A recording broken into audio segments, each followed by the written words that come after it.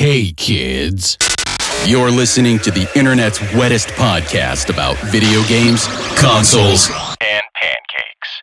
The SML Podcast.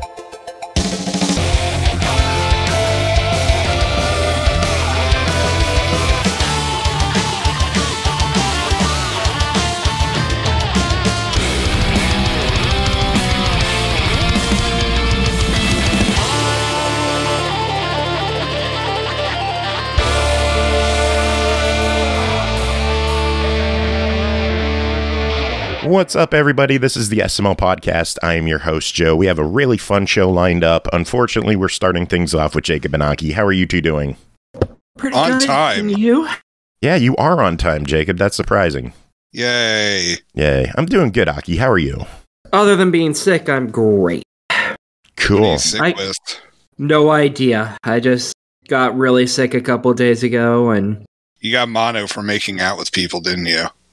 God, if only. I knew it. No, so much for our annual SML podcast kissing booth. Aki's out now. Great. Ain't no one wanted to kiss me anyways. True. Someone that everybody wants to kiss. Stemage is here. Grant, how are you doing?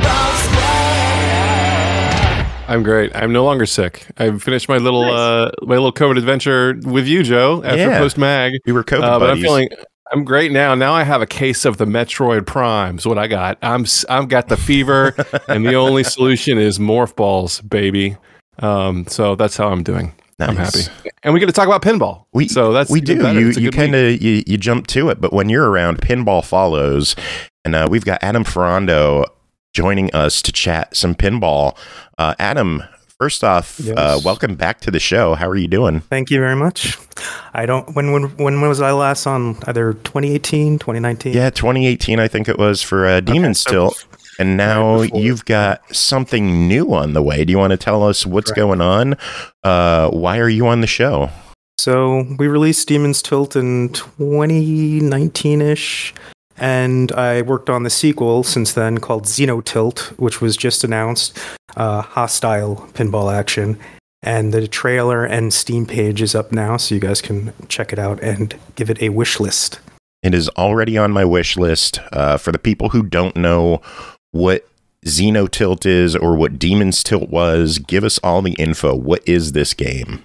So it's a video pinball game inspired by in the vein of the TurboGrafx Crush pinball style of games. So it's got enemies roaming around. It has a tall 3-tier playfield.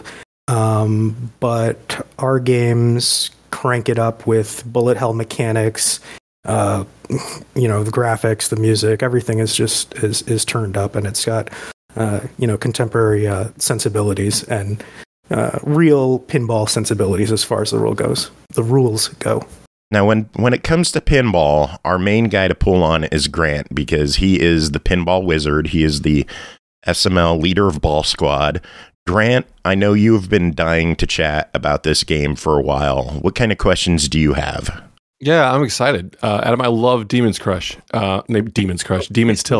Wow, that's amazing, because that's Freudian or something. I'm a huge Alien Crush, Devil's Crush fan, so I assume you are as well, because it all kind of. I mean, you mentioned, of course, TurboGrafx. It plays right into that. But yeah, I mean, there aren't a lot of people exploring the fantasy pinball thing. I think, every game that comes across that. Joe is able to get a hold of, he'll sort of, pass it my way to try, because I'm just sort of the pinball head. And there's just not a lot. There's the occasional adventure game. There's sort of, made for mobile, light fantasy stuff. But I don't know of anyone else that's really going for the hardcore, intense, screen shaky gameplay of Demon's Tilt. So it's great to see that I guess Demon's Tilt was successful enough that you're getting to make something else very similar. Yeah, thanks. Yeah, it managed to somehow pull it together over the course of a year. I think we actually we did an early access and kind of stayed a year in early access. And, initially trying to get the word out about this game early on was pretty hard. I mean, actually, this podcast is one of the few shows or outlets that were proactively seeing it and had their ear to the ground. I think it was Purnell checked it out. And then it kind of picked up steam and had really good word of mouth. And people still talk about it today, and people are excited about the second game. Yeah, you just I think you just had your limited run released, right? Yeah, like back in, I didn't know about it till it's long gone, as are most limited run things. But it sold out, and then on Amazon you can Demon's Tilt. There's still a version on Amazon. Oh, really? Through LR, but there was a limited slipcase where we had someone basically, we didn't have marketing art for the game. It cost money, and so retroactively we commissioned marketing art for the game, and he also did the cover for XENOTILT, the key art for XENOTILT, Dan DeSalt. But, very cool. Did he do a lot of work on the game as well, or is it? I don't know how big is it you? It's me and Ralph. Yeah, it's two people on it. Pretty much full time, and then we have contractors for music, sound guy, and the voice actress. But it's pretty small. Gotcha. I really enjoy the music for the first one. It's the EC2151. 2151. Yeah. Did that soundtrack come out anywhere other than just on Steam? LR did a CD. There hasn't been a vinyl. If someone's listening and wants to do a vinyl, there hasn't been one of those, and there hasn't been a cassette. Would be sweet. We get a cassette code. Cassette would be sweet. Yeah, but that soundtrack was really well received, and it's so good. It's like this. It's like Angry FM. It's like the era you would expect to maybe hear when you see these visuals, but it's like it's amped up and awesome. So I assume he's doing it again for this. Yeah, he's almost done with the soundtrack. It was a long process. I mean, I could start to talk about the development of the game, but I started on XT started on XENOTILT right as Demon's Tilt left early access. So as soon as I finished the bonus content, I was pretty excited to just start planning. And actually, going into 2020, I was like, well, I just released this game, I should probably take off. But this COVID thing happens and derails my plans for travel and everything. So I just decided to double down on moving forward with the next game rather than 6 months or a year gap. But when that process started, Charlie EC, I commissioned him to do some of the music, like when Demon's Tilt was looked like nothing. I mean, I'm surprised he even agreed to do anything because it looked like nothing. And so that music had kind of come up with that development. And for this one, he started composing the music along with me developing ideas for it. And I would say that, when I started, I was open to experimenting and trying things, even with the music. But then we kind of both fell back into just, what worked, and we don't have to be different for different sake. So, we meandered around just to come back to the same, a similar place, a comfortable place. But I'm happy with the way it sounds. Hey, if it ain't broke, why fix it, right? Yeah, I sure.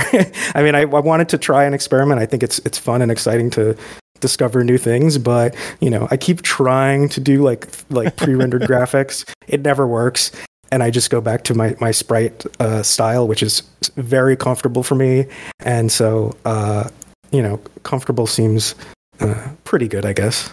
Well, it feels kind of like it's a similar.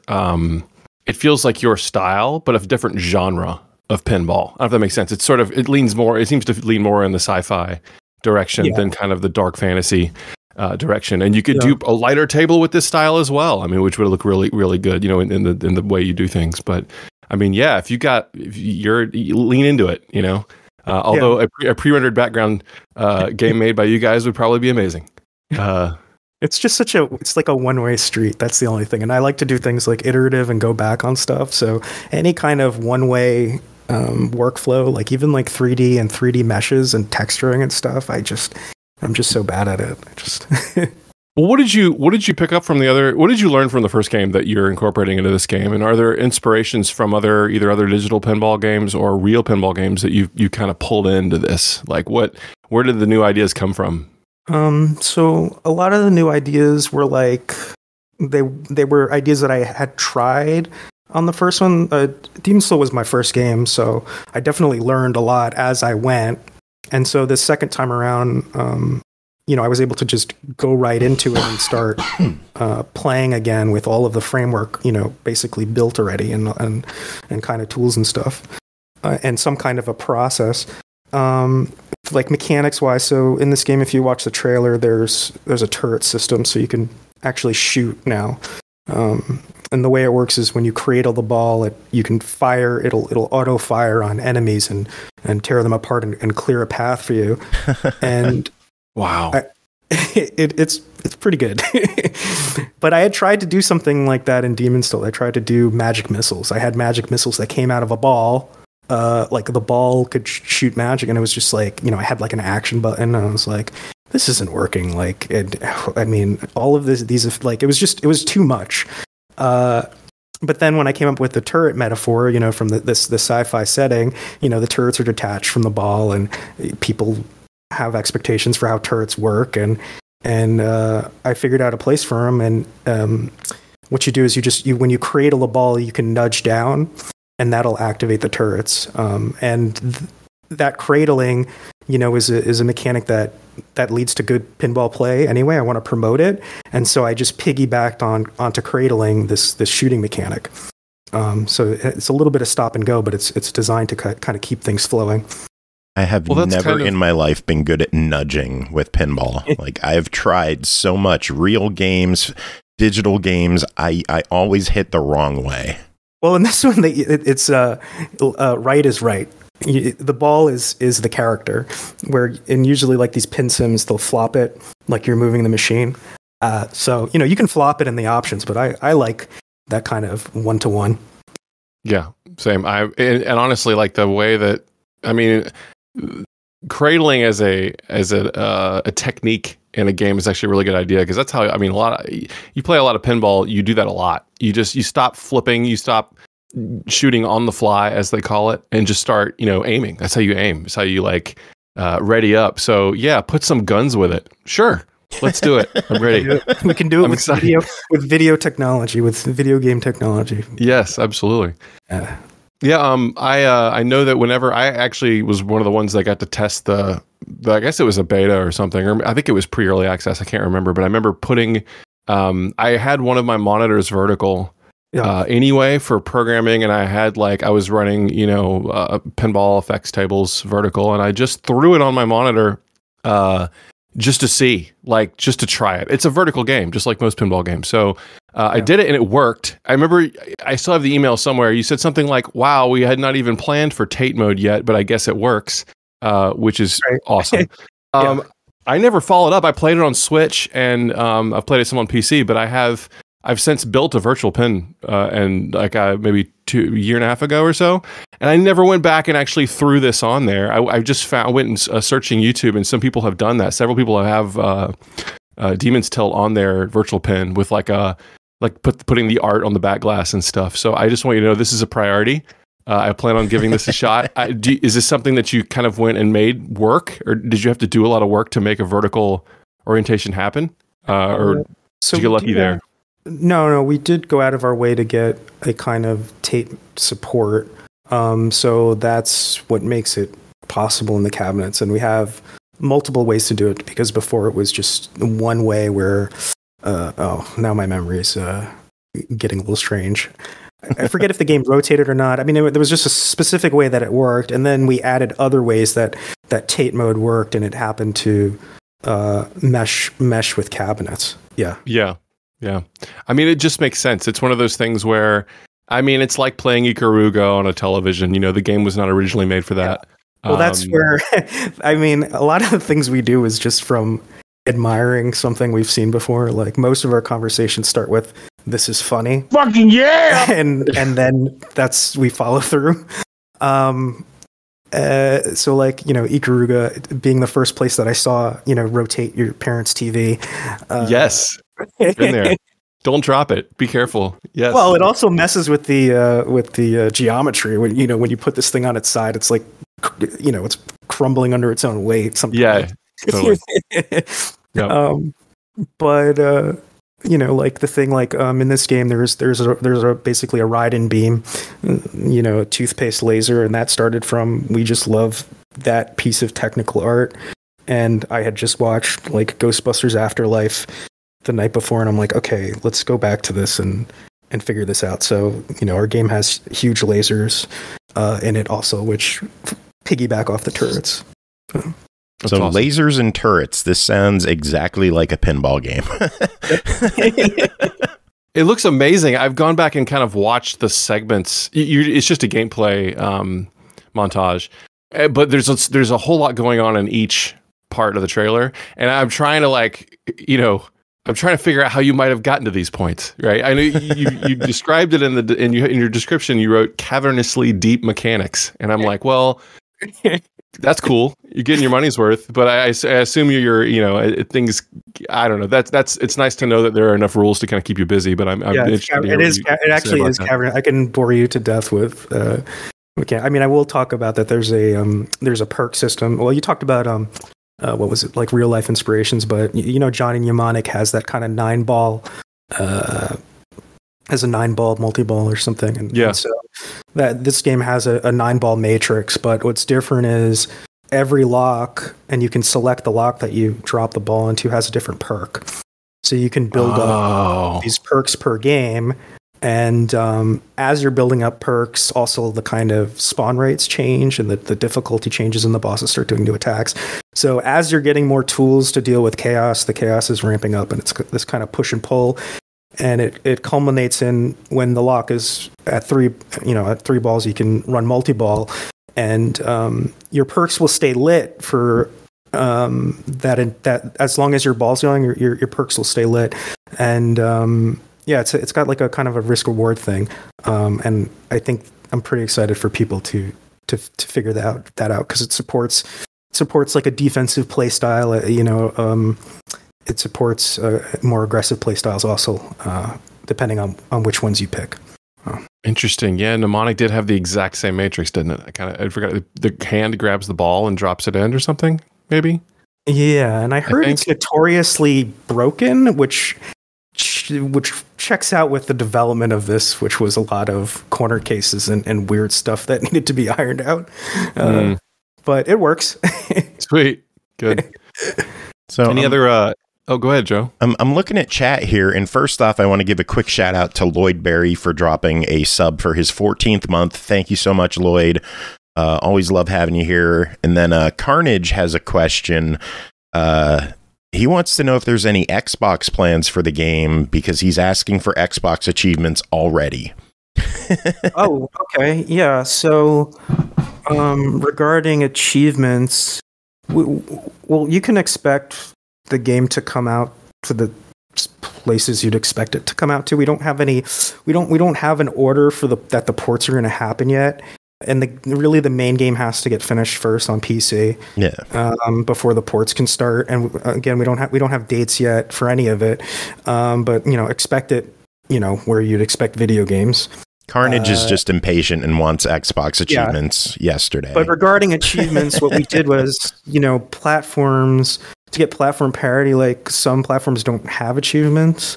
And so now we have a challenge codex, which has our stuff locally, and you can unlock like little filters and an extra bonus music track. So when you fill out this matrix of challenges, and then you'll, it's like bingo kind of, and you can get some prizes out of it. So all those achievements will now be, tracked locally for the platforms that don't have it. Nice. Very cool. I love when games tie rewards to achievements. Yeah, Vampire Survivors did, I believe. Yeah, like every new unlock that you get in the game is tied to an achievement. So it rewards you and it keeps you coming back.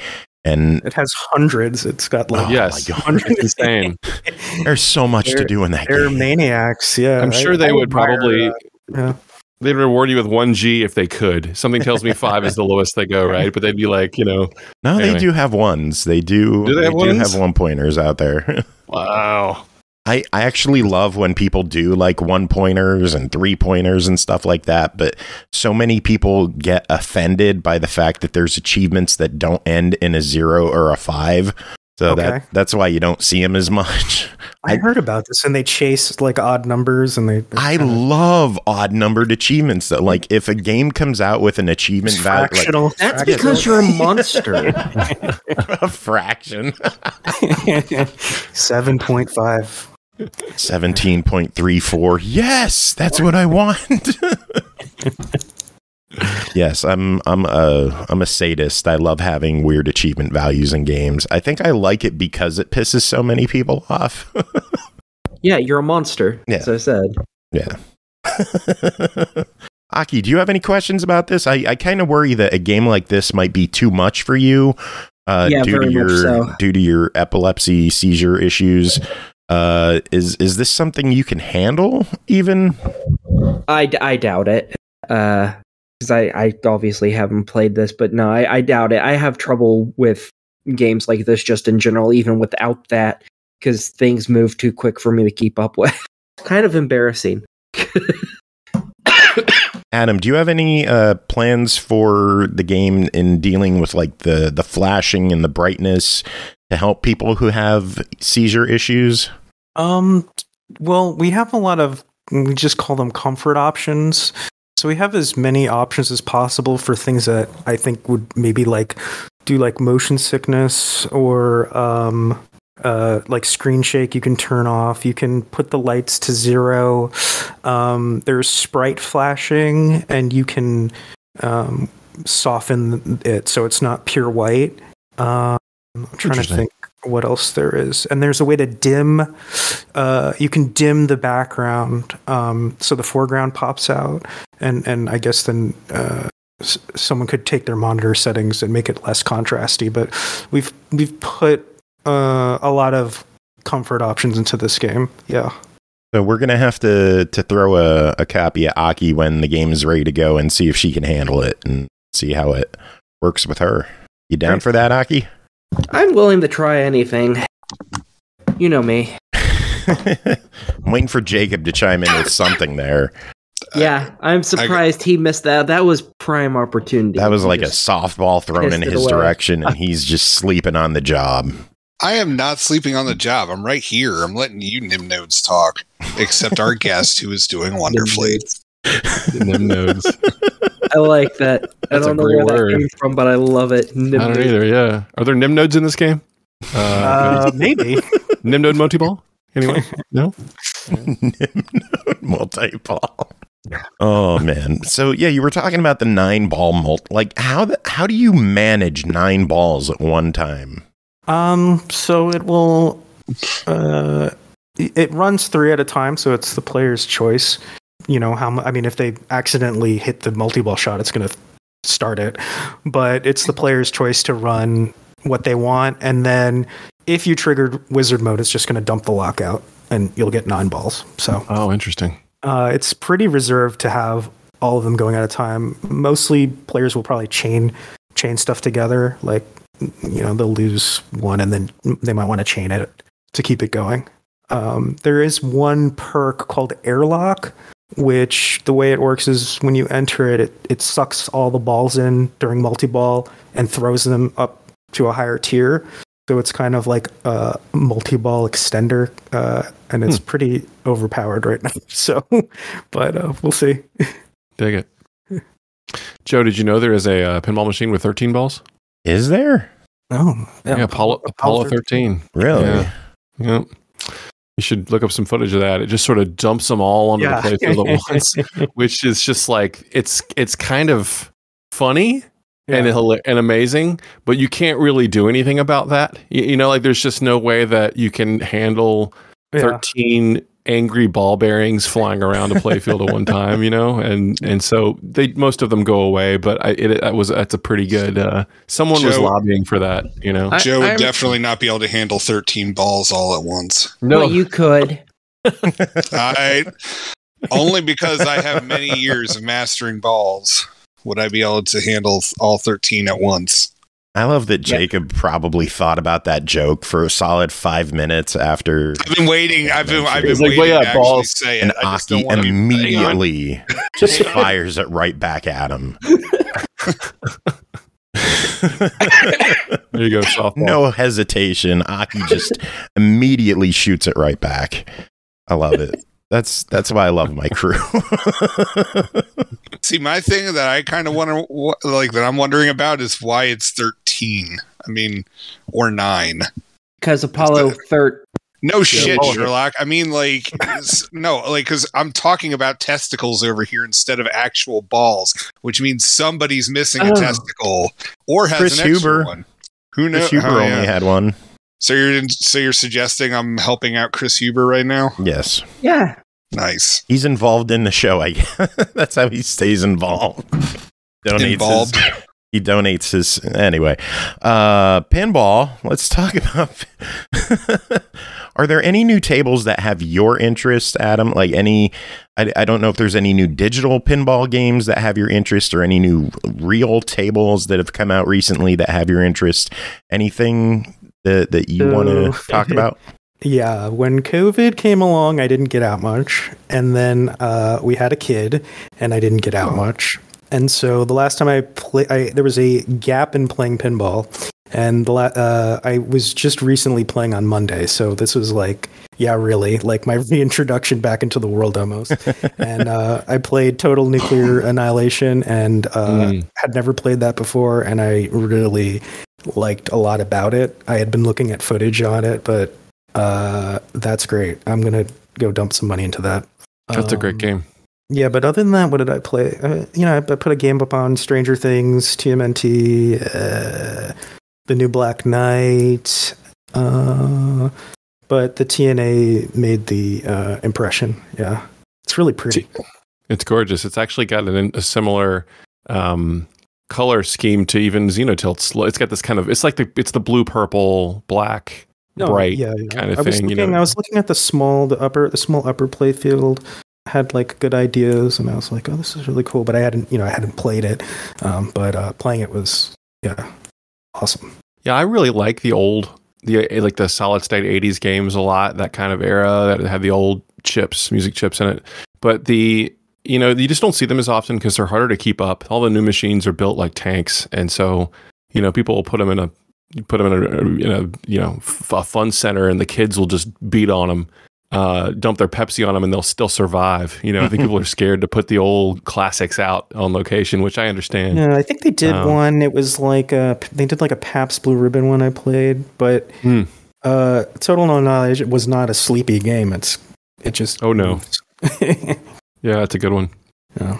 Very great. Cool. Yeah, I'm looking forward to. Oh, go ahead, Jacob. What do you want to say? I'm looking forward to the James Bond table that I think it's Stern is showing off, because this year is the 50th anniversary of James Bond, and it looks pretty sexy. Yeah, they have that at a local barcade. They got it about 2 weeks ago, and it's a lot of fun.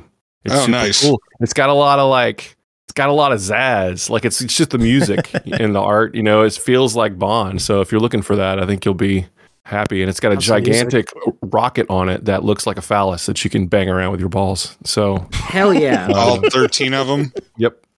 Nice. Bring extras and throw them in there and go to town. I'm bringing at least 2. Yeah, there you go. At least.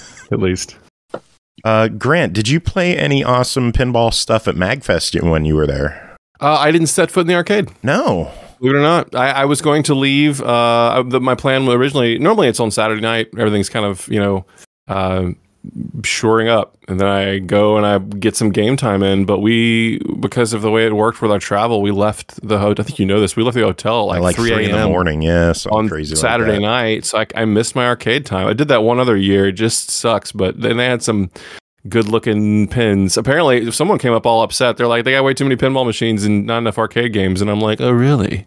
Wow. But I didn't make it down there, unfortunately. But I'm the same way. Like by the time I was ready to go gaming and stuff like that, I was half sick and I just didn't want to do anything. Yeah, So- it hit you earlier in the weekend, so makes sense. Yeah, fun times. Good shit. Well, what's the story with early access for this? Is XENOTILT gonna go, like, you said you've got your engine built, like things of your foundations there. So do you think you'll do early access again, or do you know yet? It definitely won't be a year of early access. I mean, I hope not. Oh, sure. But we will probably do an early access period because we get the most playtesting, and it could be a time to just do kind of rule revisions aside from the bug stuff. But this game is the state it's in right now is miles ahead of what the first one was in early access. It's very playable. And I mean, the other one was playable, but this one is much more solid. So I'm looking for playtesting feedback. So soon we'll announce location dates where people can play. We can't say them yet, but we'll have them on Twitter. And it looks like that On Location will be the first place that people can play. And then our early access period, will probably be as brief as we can make it. I don't know how short we can make it, but we're shooting for not months. Great. What about, you say On Location? You mean taking it somewhere to play?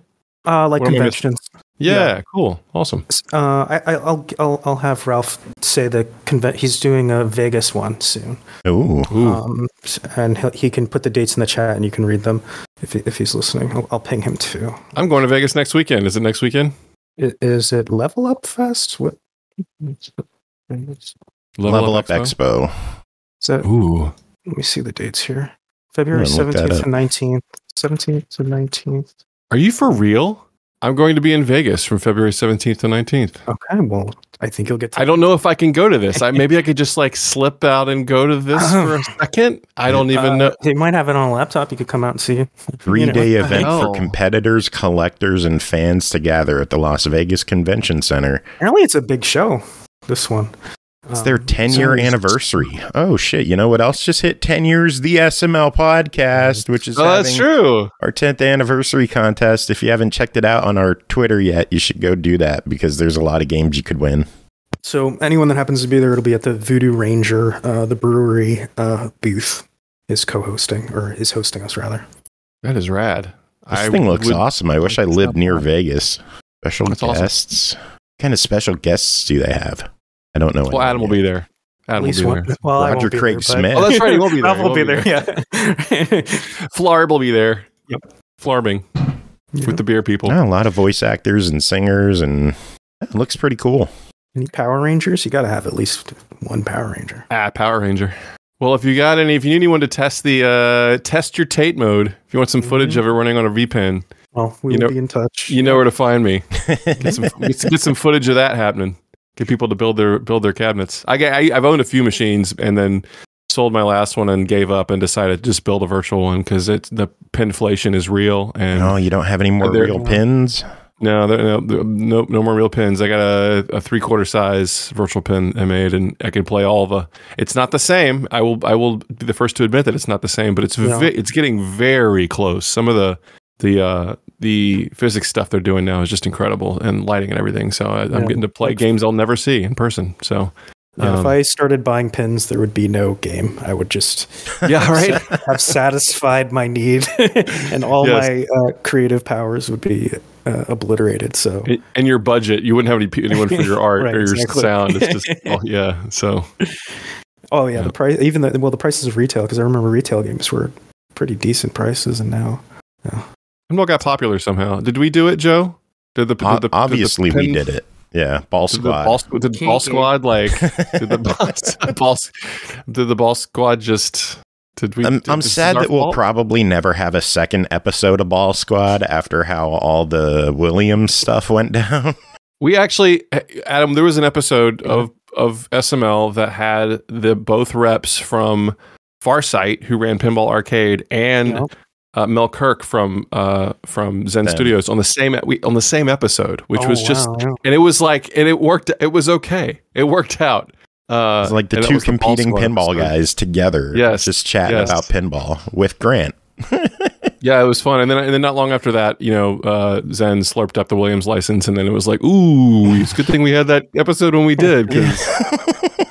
Yeah, that's not happening anymore. Anyway.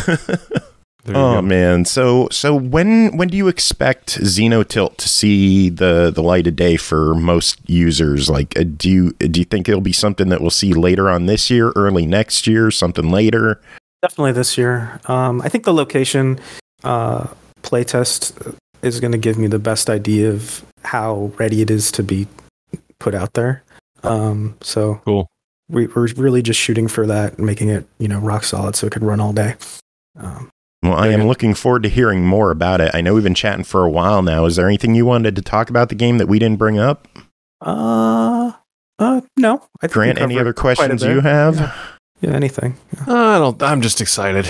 I feel like, you can emulate real tables all day, but there's stuff you can do in this world that you can't do in real life. And I think you guys are doing a really good job taking advantage of that. So until now, no one stuck machine guns on your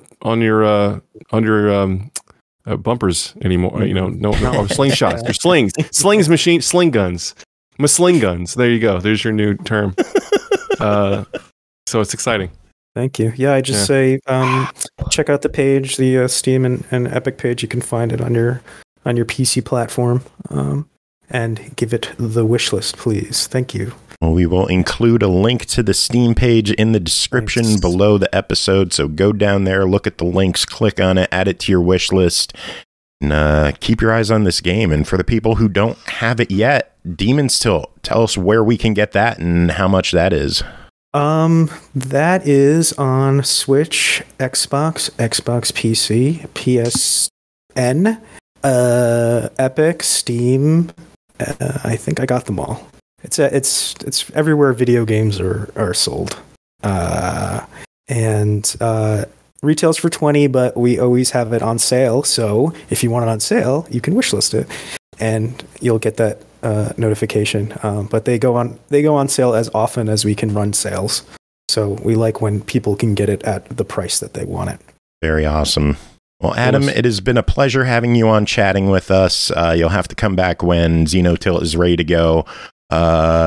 Where can people keep up to date with you, what you're doing? What's all the info to keep posted on everything XENOTILT? You can just follow the @DemonsTilt account on Twitter for the most recent stuff, or the @XENOTILT account. Either of them are going to have the latest updates. Awesome. Aki, Jacob, any other questions on your end? Of course. I don't. Nope. Thank you. Adam, it has been awesome having you on the show. Please come back again sometime soon. Do you have any final words before we let you go? No, it's my pleasure. Thank you. Thanks for having me. Have yourself an awesome night. All right, you guys too. Right. See ya. See ya. Bye. Take care. All right. That was fun. It was good stuff. Yeah, dude. I am very chat. excited for that game. Demon's Tilt is such an awesome, fun table. I can't wait to see XENOTILT and just how much batshit crazier it has become. Yeah, he bad when we have someone we're interviewing, because I'm terrible at this. You did fine. Yeah, I had my mic muted 90% of the time. Of course, I did fine. That's good. Yeah, that's my secret to success. That's why we bring Grant in for the pinball stuff, because he knows all the pinball stuff. Yeah, I think I sent this over and I was like, Joe, because this guy was on before, I think, didn't he come on? Yeah, he came on before a couple years ago. So I was like, look at this thing, and then all of a sudden he's like, what are you? And Joe's like, what are you doing Thursday? I'm like, I'll see you there, I guess. It is really fun. He does this thing where he makes it's a single table, right? It's one table, but it's tons of layers. The screen scrolls up and down, and he opts for making one table that is super, super deep, as opposed to, a collection of 5 or whatever. So it sort of forces you to keep digging, and it worked really well, I thought, in the first game. So I'm interested to see how cavernous, apparently, this one is. Yes. That should be good stuff. I'm excited. It's fun stuff. Also fun, Nintendo. Did you guys hear about the big Nintendo Direct that just happened this week? Reaping the rewards, baby. I don't know everything that popped up because I didn't actually watch it, but I saw a bunch of stuff that did. Well, we'll go down the list and we'll rattle off a bunch of stuff that happened. They showed some new footage of Pikmin 4, which is releasing July 21st. Very nice.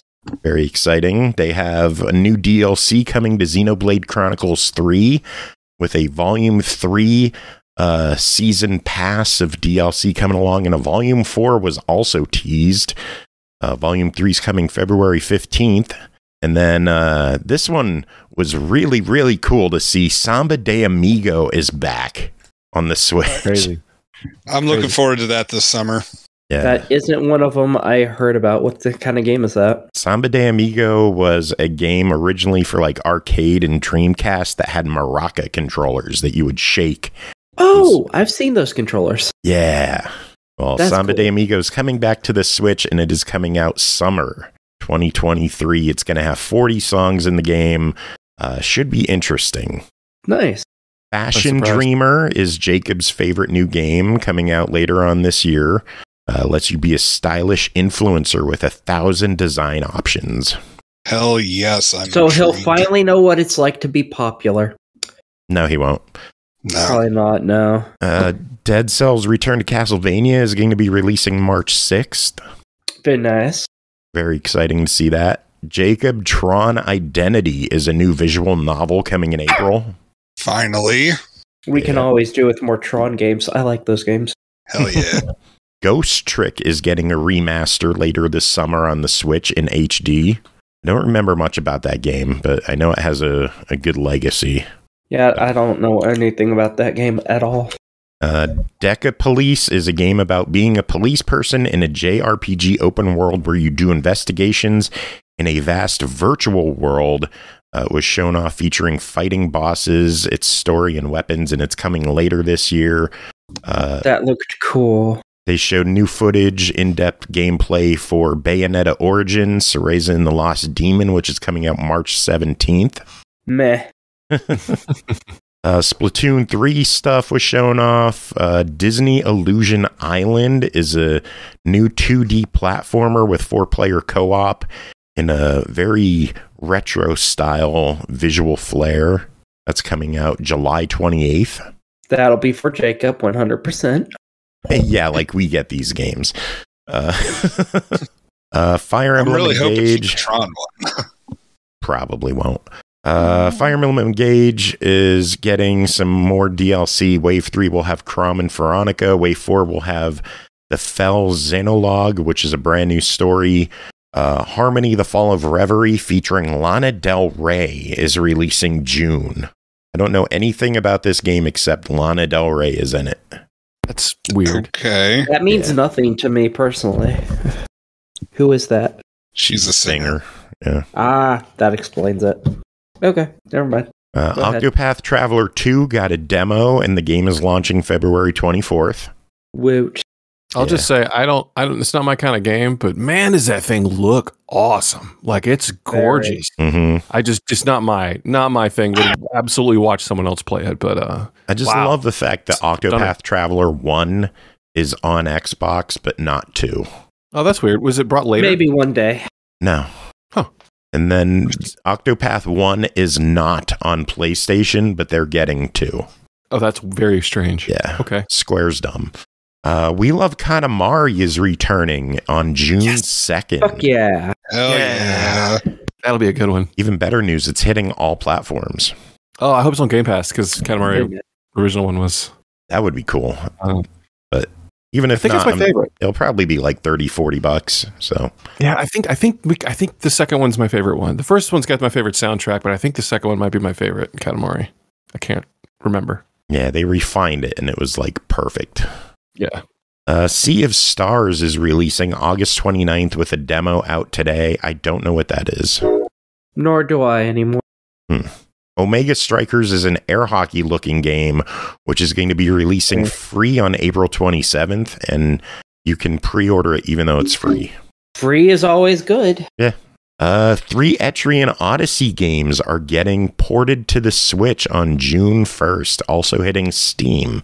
Yeah, I know a couple people who were really excited about that bit of information. I know nothing about those games, though. I know Chris Taylor's probably excited as hell.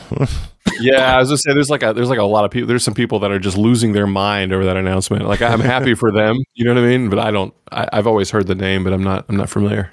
First person dungeon crawlers. They're really solid games. I'm curious that they're bringing the DS versions of 1 and 2 and not the 3DS versions of 1 and 2.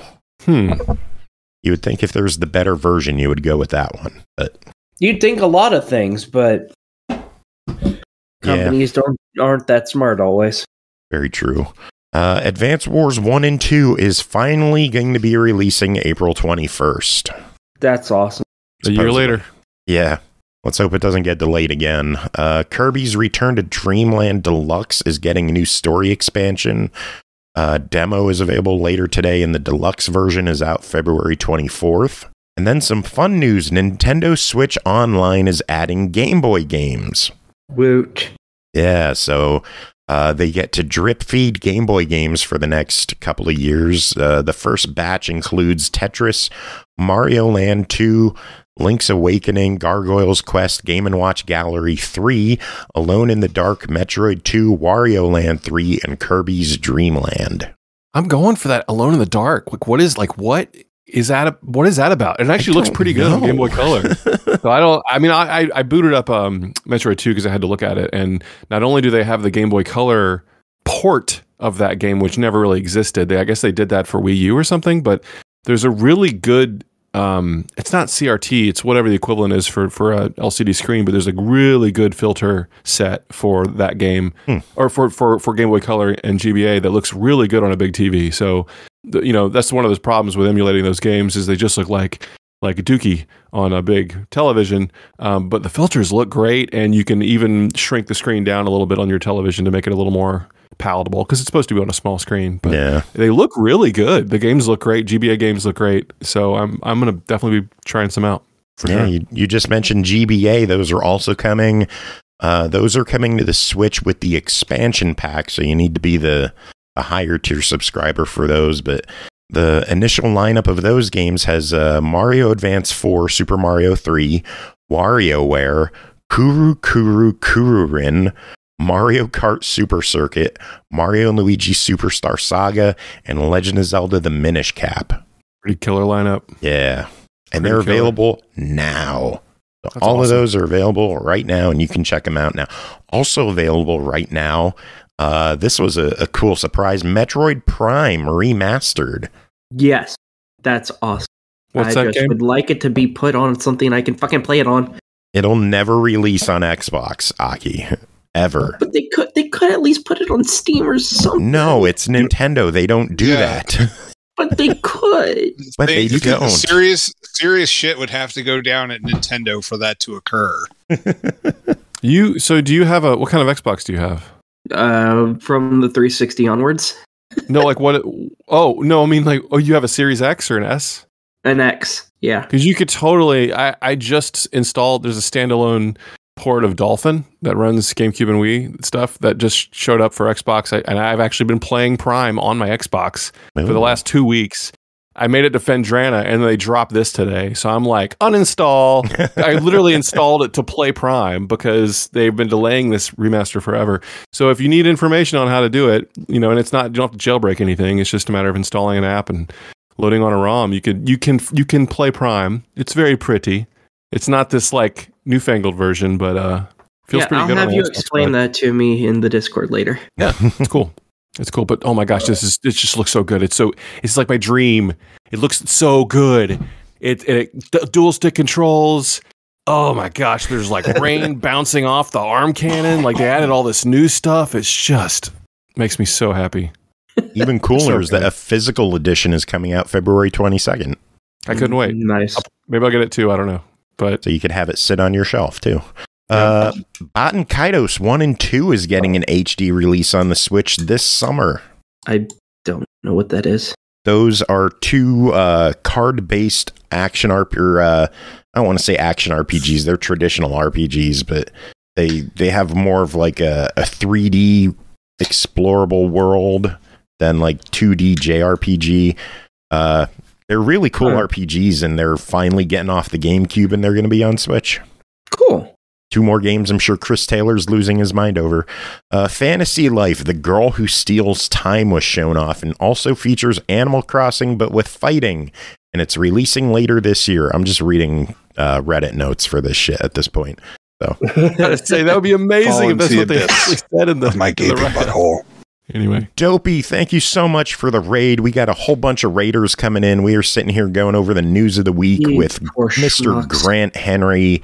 The one and only Stemage is hanging out with us. We just had an interview with Adam Ferrando chatting XENOTILT. So if you missed that, you're going to have to jump back and listen to that when the full episode comes out this weekend. But we're tackling the Nintendo Direct right now. And a new Professor Layton game was announced. That's pretty cool. I like those games. I'm excited about that. I love the Layton games. I've never played one, but they look interesting, or at least. You would love them. They're puzzle games. Oh, that sounds great. Yeah. They're chill. We need to get you a Switch. Wave 4 of Mario Kart Deluxe 8 is going to be coming out later this spring, and Birdo is going to be joining. Okay, that's okay. Yay! I love Birdo. I think most people do, so that's fine. Yeah, then they did a quick rapid fire montage of games coming out like Minecraft Legends, Mega Man Battle Network Collection, which I'm still pissed is skipping Xbox, Capcom, you bitches. Have a Nice Death, WBSC Baseball, Disney Dreamlight Valley, and Tales of Symphonia Remastered, all going to be coming to the Switch later this year. And then Thank God, because Disney Dreamlight Valley is really the only video game you'll ever need. Shut up. Then they ended the show with Legend of Zelda Tears of the Kingdom. It is going to be releasing May 12th. And get this, it's going to be Nintendo's first $70 game on the Switch. Yippee! Because they had like $100 games back on the N64. Yeah, really. Yeah. I mean, if there's one to pay $70 for, the new Zelda's a pretty good one. Because the new Pikmin, sorry, we're jumping, but I guess you already said it, but the Pikmin 4 is not. No, that one's still $60. So interesting how they're approaching that. It's like dipping their toe in the water with their biggest franchise. I don't know what they're doing, but it's inevitable. Yeah, it's coming May 12th. It's going to have a collector's edition and an amiibo launching the same day. So, so more stuff for you to collect, Joe. Yay! No, I'm probably not going to get that. Why? I don't know, just because I don't buy much Nintendo stuff anymore. I'll just buy it digital, play the game. Yeah, that's fair. Yeah. You know, they just dropped the vouchers program last week, 2 vouchers. And I'm like, oh, I see. Just in time for the $70 game you just dropped. Well done, kids. Anyway. Game Pass. A lot of stuff coming to Game Pass. February 9th.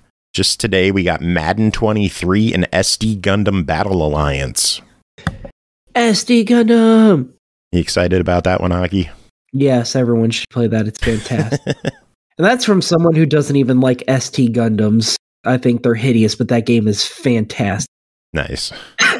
February 14th, we're getting Mountain Blade 2 Bannerlord, the Game Pass. February 15th, we're getting City Skylines Remastered, which is a new console remaster hitting Series and PS5. It's going to be a free upgrade with a separate install. Saves do not carry over.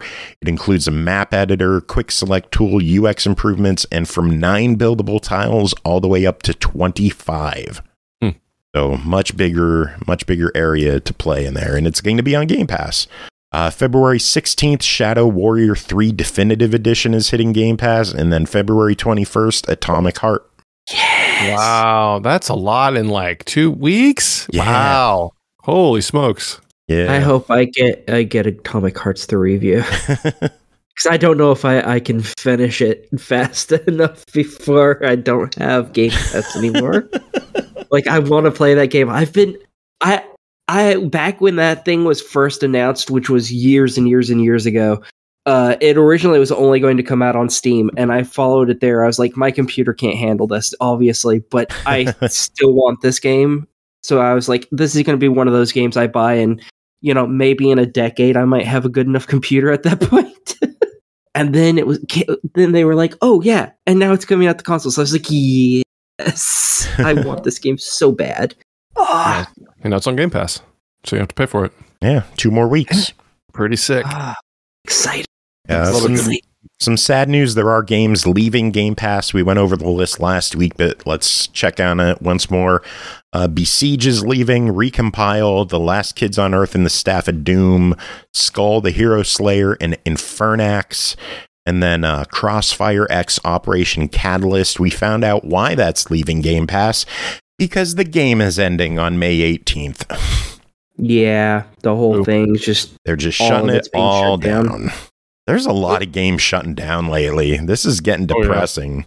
Yeah, but if any of you want some fairly decently easy achievements, Crossfire X, it only has like 12 achievements, and it's for the multiplayer only. It's not terrible to get them even.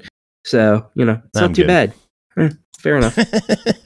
I started it Scotty, and then Scotty didn't play with me. Shocker. Yeah, I know, right?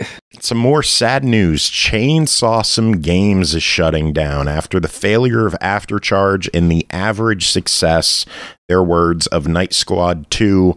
The writing was on the wall and the company is hanging it up. Well, they also said that they had a prototype of a game that just wasn't working out. Yeah. So, that sucks. I don't know either of those games that they made, so... Night Squad was good. Yeah, Night Squad was a lot of fun. Yeah, Joe and I had a lot of fun with co-op on that. That's a shame. Very, very frantic game. I think Aftercharge was just another online game, and I think a lot of developers are going to start realizing that online central games are just not working anymore. In my opinion, they never fucking worked, because every time they'd be like, oh, at the end of the year, now we're bringing out a new one and closing this one. Just, they never fucking worked. I'm not gonna lie. Like, I mean, I thought after what was it called? Aftercharge, because I only played it once they announced that they were closing it. It was okay, but if you got stuck on the defend team, like, you were just fucked. Like, and it was just like there was no real balance to the game, which was unfortunate because I thought it had like some good ideas to it. But it just wasn't a fully cooked game. Yeah, and that's the unfortunate reality behind that one. Yeah. And it's just a shame that Night Squad, just never took off. Oh, well, some positive news. The Switch has topped 122 million units worldwide. It is now ahead of the what did they say? The PS4 it's now ahead of? Yes. Yeah. It's creeping up on the Game Boy and the PS2. Nice. So that's crazy. Switch is doing pretty good. Gosh. Apparently, Ubisoft Plus is close to releasing on Xbox.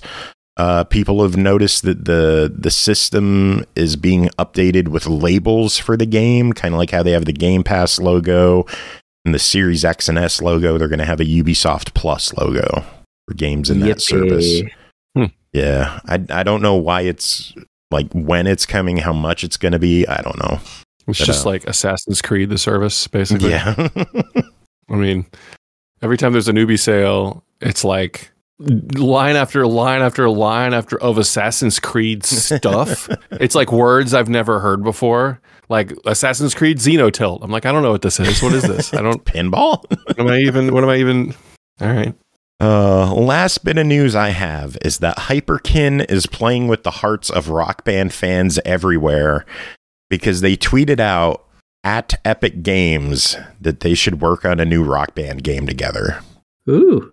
And the Rock Band community is losing their goddamn minds over this. Like, the thought that a new peripheral maker wants to make new instruments is so exciting because of how expensive they are getting. Nice. Like, guitars nowadays cost $200-300 for one guitar. Wow, man! Just think, like, if when they were literally, people were dumpster diving for these back in the day. Now you could be making a killing. Yeah. That's crazy. What's the state of Rock Band? You're my Rock Band boy. What's they're the still deal? putting out songs every week. Yeah, and people are just playing on hardware that they're keeping working at this point. Okay, gotcha. It's basically on life support, although with the recent Epic news, like they recently switched all the servers over to Epic Online services. So like you had to relink your account and shit like that. But people think Epic wouldn't be doing this stuff if they didn't have plans for it. And even if those plans are just keep it on life support, keep putting out 2-3 songs a week, like we're happy. We keep buying them. Yeah. They just had Devil Wears Prada and Sleeping with Sirens stuff came out this week. How would you feel about a subscription service where you could play any song you want? No. Yeah. Oh, really? Yeah, that was good. No. Wasn't that like fucking Guitar Hero Live or whatever? Guitar Hero. Yeah, that was No, you had to pay per song, didn't you? No, it was you would connect to this network that would basically just stream songs, kind of like a television channel. Yeah, and you could pick a genre, and so you couldn't really like you just would jump in mid song. I mean, it was really busted, unfortunately. But yeah, it wasn't a good idea either. Ubisoft is supposedly going to be doing subscription for Rocksmith when that relaunches. I would rather own my songs because when that subscription service ends, where do all those songs go? They don't. They disappear. Exactly. But no, but you're also someone who have already bought all your songs. So, yeah. I don't know. I will. It's interesting. It's like if you're going to drum up new business, that's kind of the model, right? So, yeah. Be interesting to see. It's great in theory, but they could be like, oh, we have 6,000 songs available right now through our subscription service. How many of them are good? Like, I have 3,000 in Rock Band, and I know there's a lot of shit in there. Oh, there's a lot of shit in there. Yeah. So, like, how much is going to be good if there's that many more on Rocksmith, but there's no, like, financial barrier to make sure that they're putting good stuff in there? I don't know. I would rather just buy what I want and own it. But you buy everything.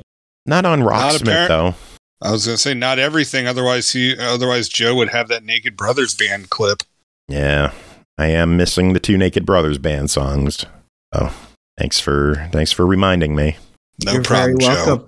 That I'm only missing 3 Rock Band songs. You didn't fucking remind them of shit, Aki. Fuck off. Don't take credit for my shit. But yeah, if Hyperkin is serious, there's going to be a lot of Rock Band people who are happy with Hyperkin. It'd be cool. I would love to see new instruments. But yeah, that's the news I have. Any news anyone else wants to talk about? Anyone ever heard of a little game called Metroid Prime? Do tell. No, I'm good. And I don't got nothing. Jacob, any news on your end? Nope. Nothing. The only news I have is 18 Gunpla shipped today and are coming to my house. That's 18? I got. Yeah. Jesus. All of them that were processed between November, the end of November until yesterday. In total, let's just say it was a lot. Yeah, I can imagine. Oh, man. All right. Should we get to reviews? We only have a few of them. Should we jump into these? Sure. Grant, you ready? Sure. If you want me to make me first. Yeah, we're going to put you first, and that way you can get going. That way you don't have to waste all night hanging out with us. Oh, but I like that. I like listening to reviews. All right. Do you want to go later then? I'll go first. Let's get this out of the way. And I'll kick back and listen. Crack my knuckles. Yes. All right, first game to talk about tonight is Rhythm Sprout. Sick Beats and Bad Sweets, developed by SURT, published by tinyBuild, released February 1st on Xbox One, Series X and S, Switch, PS4, PS5, and PC for $14.99. Rhythm Sprout is a handcrafted rhythm action with original music and a wacky story mode. Grant, what is going on in Rhythm Sprout? Well, it's a rhythm game that is similar to games that you might be familiar with, namely Rock Band or Frequency Amplitude, that kind of the treadmill-based gameplay that we all love. But it's got some very unique things going on about it. It's a story about an anthropomorphized onion. It's an onion with wearing a tracksuit. So put that in your brain, and you wield a like a weapon. It's like it could be a bat or it could be a shovel, depending on how you're feeling that day. And it's about you've been hired by the king to defeat King Sugar Daddy and get the king's daughter back. That's it. It's sometimes it's funny. It's mostly strange and irreverent. It's kind of weirdly sexual at times, but in kind of a tongue-in-cheek way. I don't know. The story is just sort of what it is. It's an excuse to tie some songs together. So this game plays very similar to Frequency or Amplitude, if you remember those from the PS2 days. It's 3 buttons. It's just like Rock Band Treadmill, but 3 buttons or 3 colored blocks. Any button on the D-pad is one color. Any button on the right side face buttons, like A, B, X, Y, that's another. Any one you want, pick one. That's the other color. And then shoulder buttons are the third color. So it's essentially just get your hands comfortable, and you're dealing with 3 different color notes coming at you, and that's the entire game. It doesn't introduce any new mechanics. There is sort of a hit the button as fast as you can moment, like you see in a lot of games, like some of the drum games, but it's all very basic. And honestly, I booted this game up and started it, and the music was kind of fun. And I'm like, I was surprised to see that this was so similar to other rhythm games that I'm used to. However, it really starts to change things up with the music. I feel like a lot of rhythm games go for note density. They go for, like, the difficulty comes in the speed and the number of notes coming at you. And this game's a bit different. It's kind of this, it's got this like electro fusion progressive music going on. It's very cool. It's very different, but it's all about rhythm. It's all about really weird rhythm stuff. It's very brainy music. And so it's less about making your fingers move quickly and more about learning the songs. It's more about learning where the hits are. And you're playing polyrhythms, you're doing weird change ups, and they've chopped off notes and parts of the beat. And it's proggy. It's way more proggy than I'm used to hearing in a rhythm game. I don't know how that works for everyone, but I loved it. I went from wondering if the game was going to be unlocking new mechanics to just like mainlining this thing. I mean, I just couldn't stop playing. And as you get further in, the songs get more complex. And by the end, I mean, there is some straight metal in this soundtrack. You're this cute onion traveling through this candy colored world, but it's like Meshuggah by the end. It's chibi sugar is what I've been calling it. It is. You saw some of the. I took a Xbox clip and sent it to you, Joe. Yeah, you've sent me a couple stages, and the music in this game is so good. It's crazy. It's very synth heavy a lot of the time and funky, but it will throw just this wild, blistering, almost Mick Gordon level, Doom level metal in here out of nowhere during boss fights, and it's just hilarious. It reminds me of that conversation we had with Chris Taylor, where he was what RPG was it? Where all of a sudden there was like a metal song. Yes, with the racing turtles, right? Yeah. It's like yes, it's like that, like over and over again. It's really something. I'm going to link in the chat the tweet I made about how unhinged the kind of want to play that Chained Echoes song now. Oh, it's so good. It's so hilarious. Well, it's 14 seconds. Should I play it? Go for it.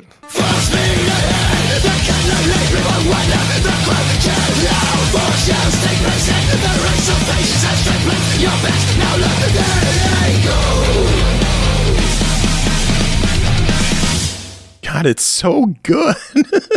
It is. Hit my because the people listening to the archive can't hear it. Hit my tweet and play that audio. Can you do that? Are you able to do that from the route audio, or is that not gonna, don't worry about it. I could play the one stage you sent on Facebook. That's it. That's what I'm talking about.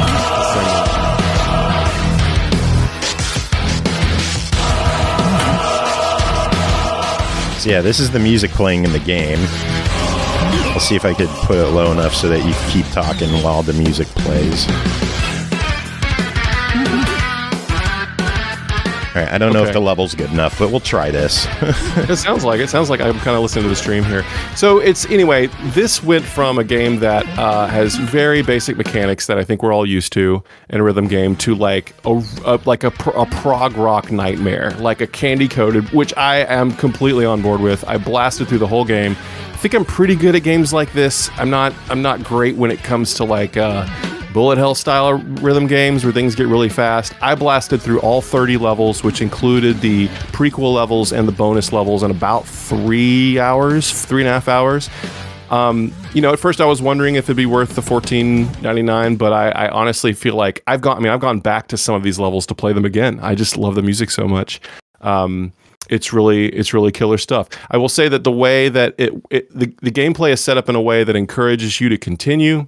You only lose health on the shoulder button misses.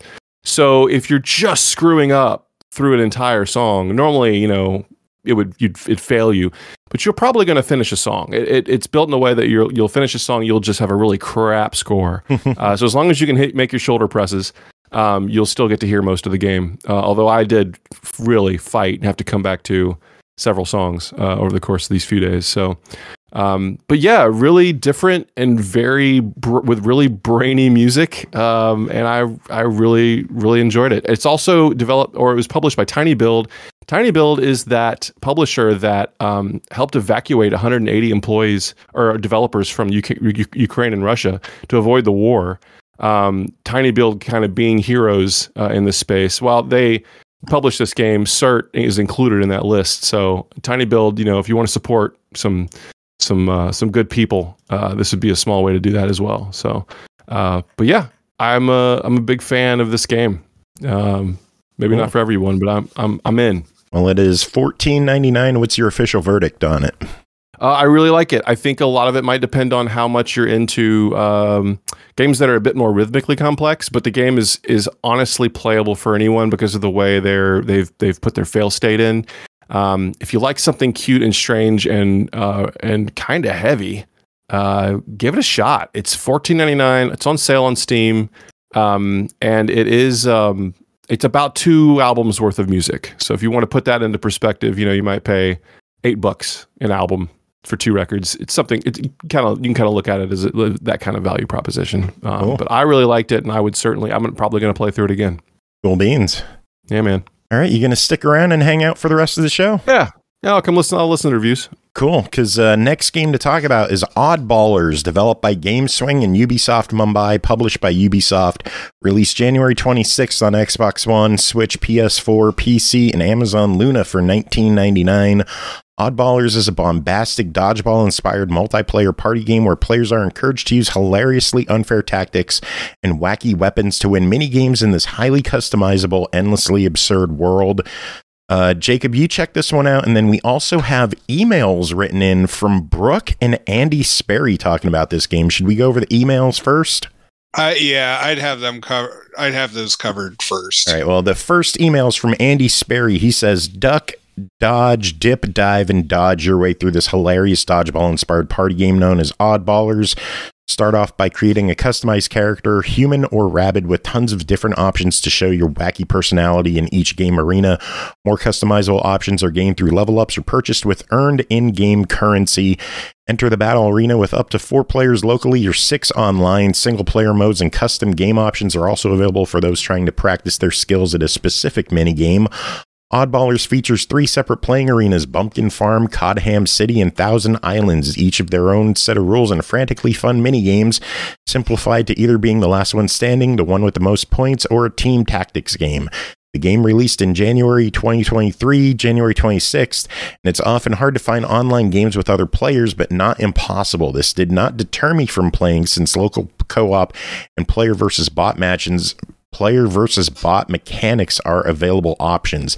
The game is at its core absurdly fun and goofy. A couple featured minigames included players teamed up to destroy the other team's porta potty first, another where a player had to knock out all the other players using a fish.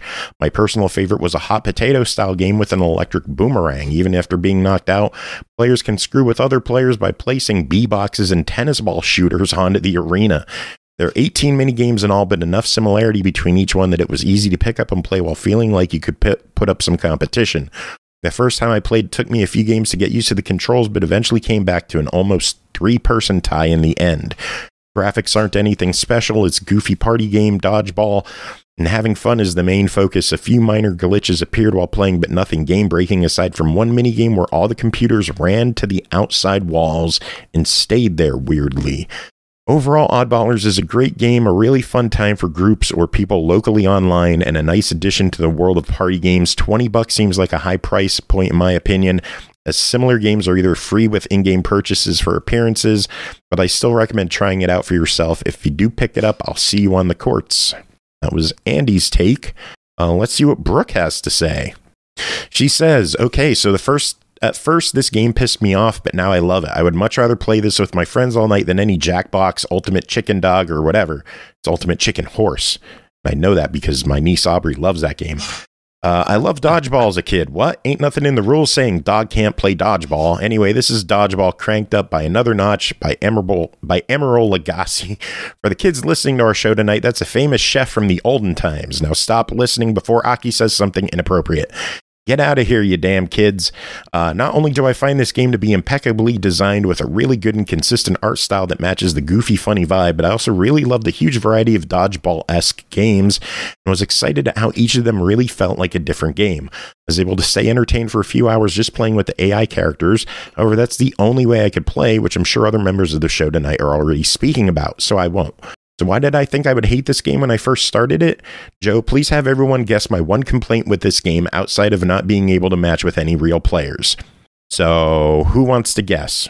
Why she hated it? Yes. Why she thought she might hate it. I don't know. Requiring skill. You guessed it, Aki. It was the tutorial. Oh, yeah, that. See, I knew what I was talking about. I got lost immediately as usual. In fact, co-hosts will recall I didn't even know I could play with AI players for about a week until Jacob mentioned it. So I thought the game was virtually unplayable. Main thing I'd ask the developers to update ASAP so they can make a shitload of money on this game. Tell the players they can have AI, pick specific minigame levels, etc., instead of hoping they figure out what the options there even are based on symbols. Explain the basic concepts of the game before they join or create their first game. Explain to players they should try to play with AI immediately if they can't match with any humans, because it's still really fun with AI and I don't want anyone to regret their purchase here. Why not even have a tutorial where they can play with AI first so they see how the game works before trying to match with a human and give up? We do get written instructions once a match begins, but if you're the only person who hasn't played one of the many very different varieties of the games, you're going to be reading instructions while everyone waits on you to raise your ready flag in real time. Making these changes would make this game way more inviting and accessible from the very beginning, which would be amazing since once you get past the rocky start, it's incredibly accessible, smooth, intuitively designed, fun game. I'm going to call this a buy even if y'all don't update it. I think this could be the next big party game, and I think it's already a top 5 contender for this sort of thing on the Switch. So it seems like Brooke really enjoyed her time. Andy was kind of mixed on it. Jacob, what did you think of your time with OddBallers? So honestly, like I was mixed. I mean, it doesn't seem like anybody's playing online, either that or else nobody's able to connect. But you know, as others said, you are able to use the AI with it. And honestly, like I do agree with Brooke's assessment of like it needs some sort of tutorial, because it plops you into this kind of like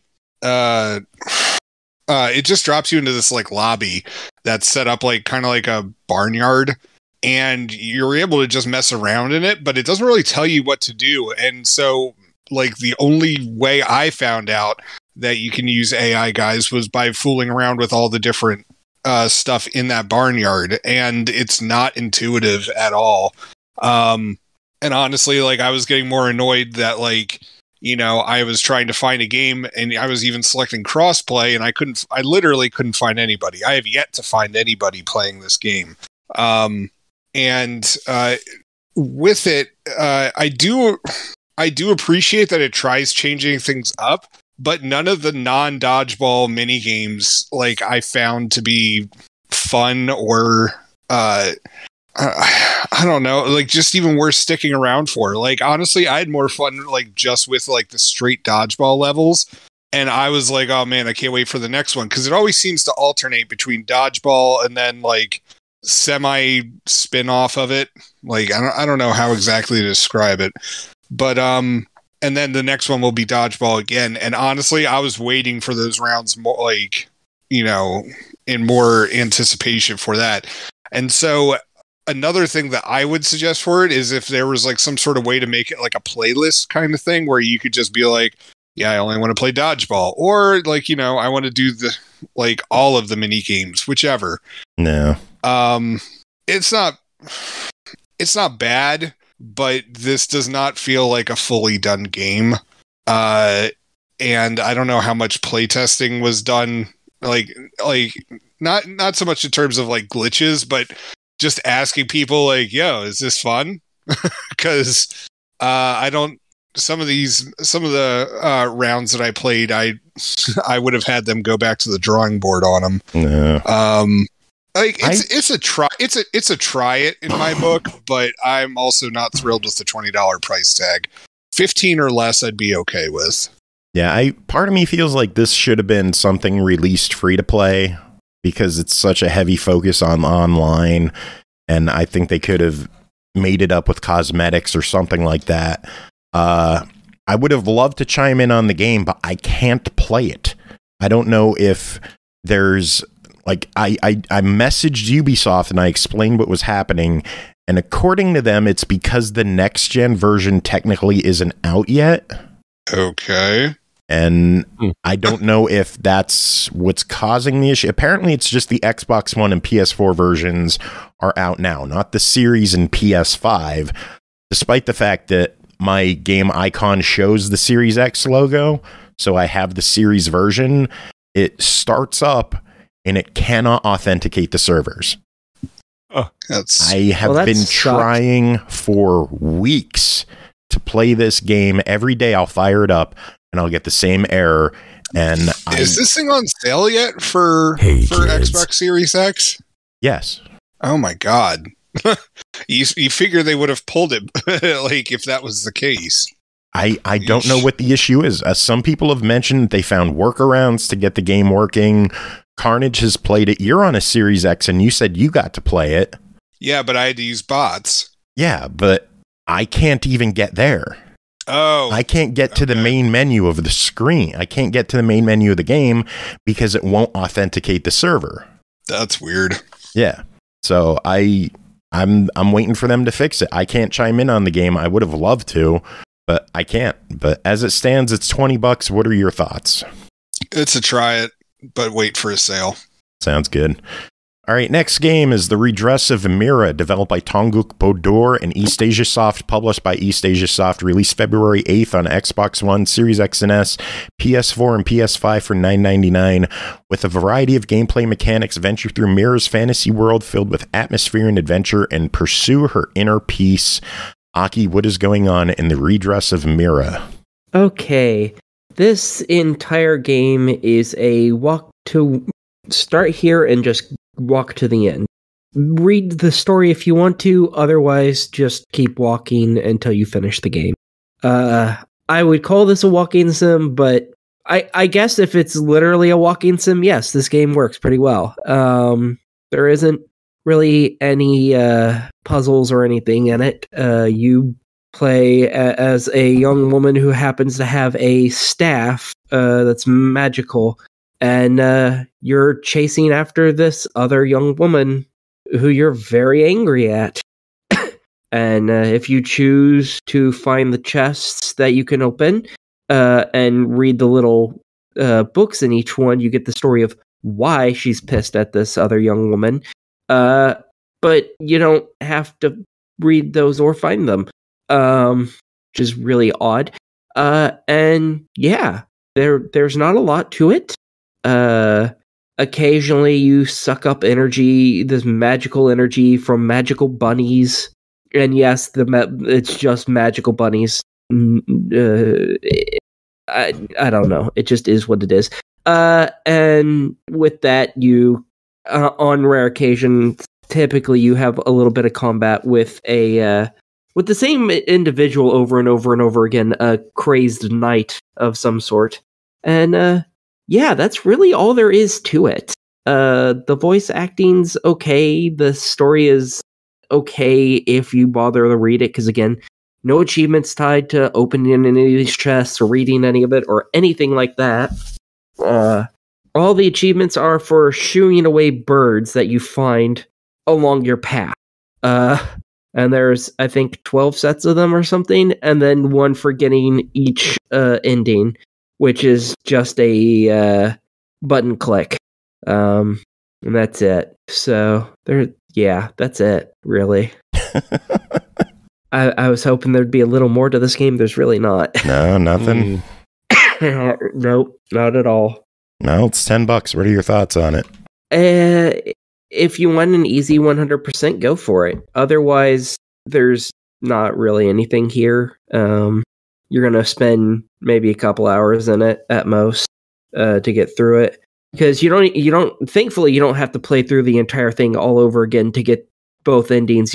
Because you can just say, oh, continue, and then just choose the other ending after you've beaten the game. So it's a buy it if you want really quick, easy achievements. Everyone else, it's, maybe if it's on sale, try it. Otherwise, it's probably a pass. All right, works for me. Next game, ReactorX 2, developed and published by Ternox Games, released February 1st on Xbox One, Windows 10 for $4.99 each. Separate achievement lists, separate purchases. Be a skilled android mechanic in ReactorX 2. The ultimate repair and power restoration challenge awaits you in puzzle game as you take on the aftermath of a pirate attack on your spaceship. With 5 different sectors to navigate and 30 levels of increasingly difficult challenges, you'll need to use all your skills and problem-solving abilities to restore power to your ship and get back on course. Jacob, what is going on in ReactorX 2? So ReactorX 2 plays very much like the first ReactorX game. That one, your ship got hit by an asteroid. This time it's space pirates or it just gets attacked. Who knows? Anyway, so what it involves is that the captain of the ship is like, hey, engineer, I need you to go down and restore power. And like each of the 5 or 6 sections has 6 puzzles, and all of them involve pushing blocks. And the blocks will light up certain areas and provide energy. And sometimes you have to charge them up, change like what kind of power they provide, stuff like that. And it's just you pushing blocks all over the place. Very rarely can you die in this game or mess up that badly that you have to restart. The game is very chill. And it's just an easy puzzle game that honestly, it looks really nice, especially for a $5 game. The puzzles are actually competently made. And not the most challenging, but challenging enough. It's honestly, I like it. It's something I could toss on and get achievements from when the kids are around. Sometimes they like playing it as well, because it's easy enough that they understand what the heck's going on with it as well. It's just there's not much there's not much to say for it. It's $5. It's some of the easiest 1,000 achievement points you're ever going to get. The previous title got updated a couple of times to provide more achievements, so I'm assuming that this one's going to do the same. I'd recommend it. Honestly, out of the budget $5 titles that I have to review, ReactorX and ReactorX 2 are some of the more solid ones. Yeah, they are solid games. They're just easy to play puzzle games, and they can get complex near the end, but they're not going to break your brain the way some games do. No, yeah, you're going to be you could beat this game in one sitting if you really wanted to do it. Yeah. Well, $5, your verdict. Yeah, absolutely. Cool. Next game, Alice in Wonderland, a jigsaw puzzle tale, developed by Mensana Interactive. Oh, I just laughed. Oh, developed by Mensana Interactive, published by QUByte Interactive, released February 9th on Xbox One, Series X and S, Switch, PS4, PS5 for $4.99. A new jigsaw puzzle game to remember a beloved classic story. Jacob, this one sounds like another easy-to-review game. It generally is, Joe. And I'm going to talk at the same speed that the cursor moves. Oh no. Worst nightmare. Which is not very fast for a puzzle game. Oh no. No. And I've had to sit through multiple puzzles, already. Some of which have over 300 pieces over and over again as I have to do this. And unfortunately, when you go into the settings, there is nothing to change cursor speed. So you're fucking stuck. And it is painful. Okay, so seriously, This is a puzzle game based off the Alice in Wonderland stuff. I can't do the fucking slow shit anymore. Anyway. Yeah. All right. So, yeah, thank God for everyone. Oh, hey, Mr. Spider. There's a spider on my wall. Okay. Anyway. Hey, Mr. Spider, what do you think of this game? Because he's like, oh my God, the fucking cursor. Oh, that's weird. When you said Mr. Spider, what do you think of the game? It actually stopped. Huh. Anyway. I hope it kills you. Me too. Anyway, so it's a bunch of puzzles that are based on the Alice in Wonderland book. And they're all these like cutesy anime-ish drawings, which then become animated after you've solved them. And the puzzles are varying in difficulty. Like they start off at 60, and I think the highest is 700. I haven't gotten there yet. But yeah.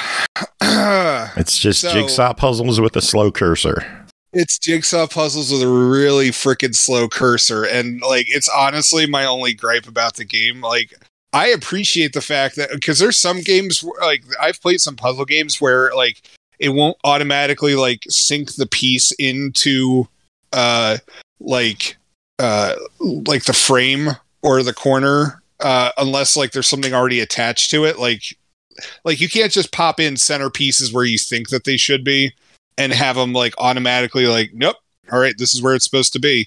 Like it actively helps you out with that kind of stuff, and I do appreciate that with the placement.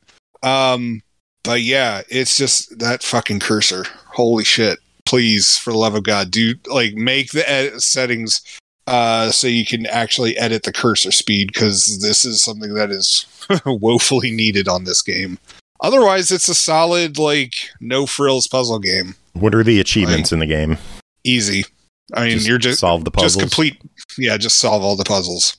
And like there are buttons like that let you highlight the puzzle or the puzzle pieces, like so you can highlight like corner pieces or the edge pieces, or you could just highlight like whatever pieces are left, because sometimes like when you're connecting the puzzle pieces, like the puzzle pieces will settle on top after you've connected it to where it's supposed to be, and then so any puzzle pieces that were initially underneath it can sometimes kind of blend in. So that was actually kind of helpful, because there was a couple of puzzles where I actually did lose the pieces until I highlighted them. But yeah, other than that, like it's solid, just slow. Like, oh, this is not going to be an easy completion. What are you talking about? No.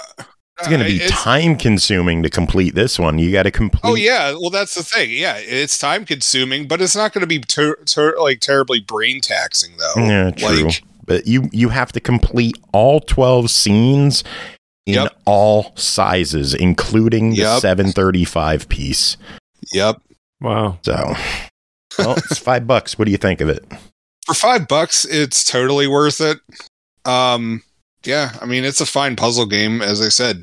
Fix the damn cursor.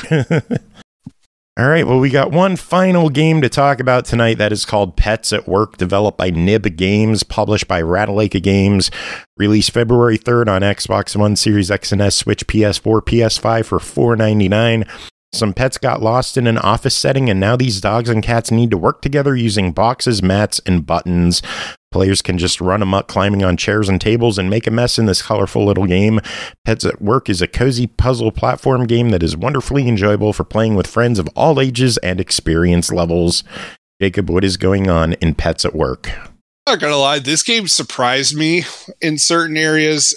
So when you start up the game, you're allowed to choose what dog you're going to go with and what cat you're going to go with, and you've got like 5 or 6 selections for each one. They don't matter. Like it's really like the only time you're ever going to see the pets dressed like that is like the little sprite and like during the animated scenes.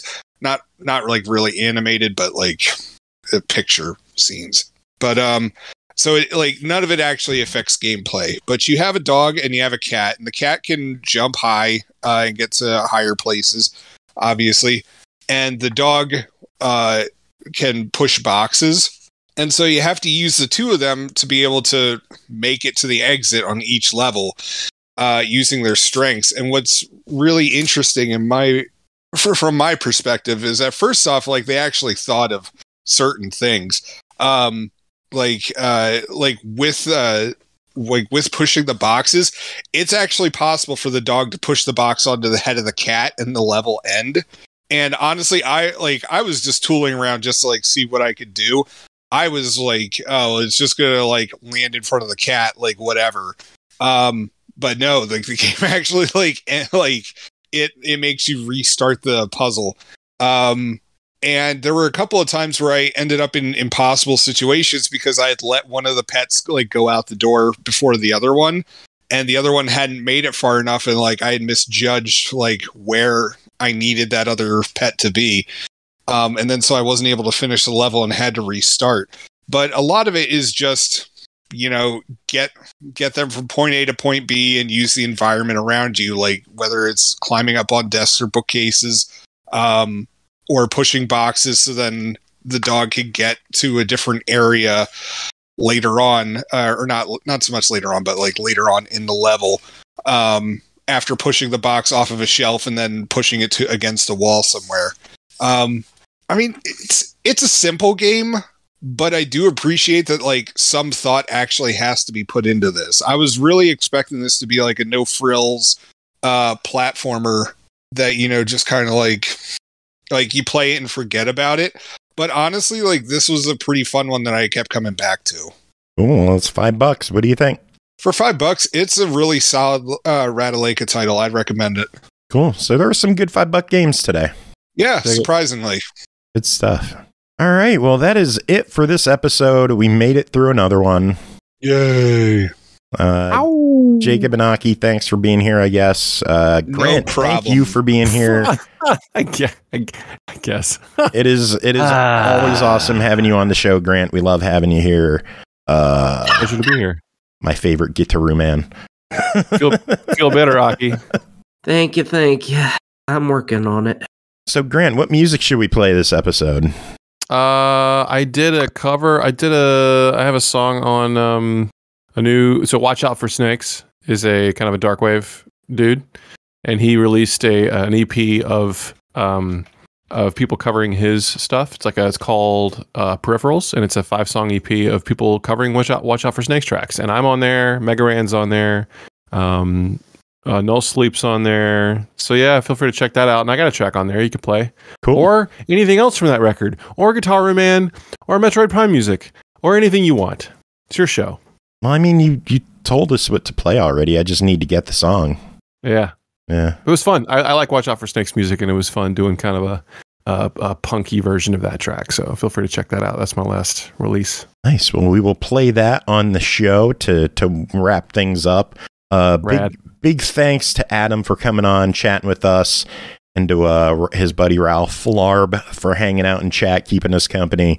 Thanks to everyone in chat for keeping us company, dropping biddies, dropping subs, all that fun stuff. Music, yeah, we covered that. We're going to play that. Anyone have any final words to end the show? Jacob gargles balls. You're just jealous of my ability. Morph balls.